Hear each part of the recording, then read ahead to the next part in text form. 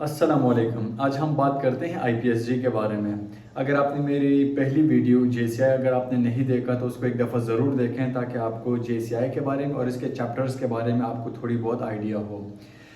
तो जेसीआई के अगर हम पेशेंट सेंटर्ड के चैप्टर्स की अगर हम बात करें तो इसमें आईपीएसजी को बहुत ही इम्पोर्टेंट रोल हासिल है। तो जहाँ पे भी आप हॉस्पिटल सेटअप में आप काम करते हैं बार बार जो है ये आईपीएसजी पे फोकस किया जाता है। Even being a medical profession के आप किसी भी जगह जब आप इंटरव्यू के लिए भी जाते हैं तो आईपीएसजी से ज़रूर कोई ना कोई एक दो क्वेश्चंस आपसे पूछे जाते हैं।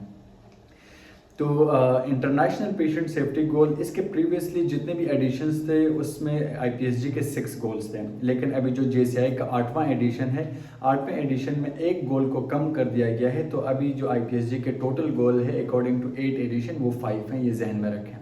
तो इसमें जो पहला गोल है वो है patient identification. How you can identify the patient. हमेशा 2 आइडेंटिफायर यूज होते हैं, patient name and MR number, ये जहन में रखें। अब कुछ सिनेरियोज हमारे पास इस तरह से आते हैं कि इनके अगर आप इमरजेंसी में ड्यूटी करते हैं, सडनली कोई बम ब्लास्ट होता है या कोई जो है पेशेंट के इन्फ्लक्स बहुत ज़्यादा होता है, तो उस सिचुएशन में आप क्या करेंगे। तो जेसीआई इस बारे में ये कहता है कि तो उस सिचुएशन में पेशेंट का एमआर नंबर तो जनरेट होगा, वो हर पेशेंट का डिफरेंट होगा, लेकिन पेशेंट का नाम अगर मालूम नहीं है तो उसमें पेशेंट को अननोन ए, अननोन बी, अननोन सी, तो अप टू जेड तक जो है हम पेशेंट को इस तरह से पेशेंट का नाम देते हैं और जेंडर ज़रूर मेंशन करते हैं कि अननोन ए मेल या फीमेल है, तो जेंडर मेंशन करते हैं और अननोन ए बी सी के साथ जो है हम पेशेंट को नाम हम इनलिस्ट करते हैं। So as soon as possible जब हमें पेशेंट की प्रॉपर इन्फॉर्मेशन मिल जाती है तो पेशेंट के नाम को एडिट करके वो जो उनका ओरिजिनल नेम है वो डाल दिया जाता है। और दूसरा सिनारियो जो है वो अगर कोई बेबी लेबर रूम में अगर बेबी डिलीवर होता है तो उस पेशेंट को आप किस तरह से आइडेंटिफाई करेंगे।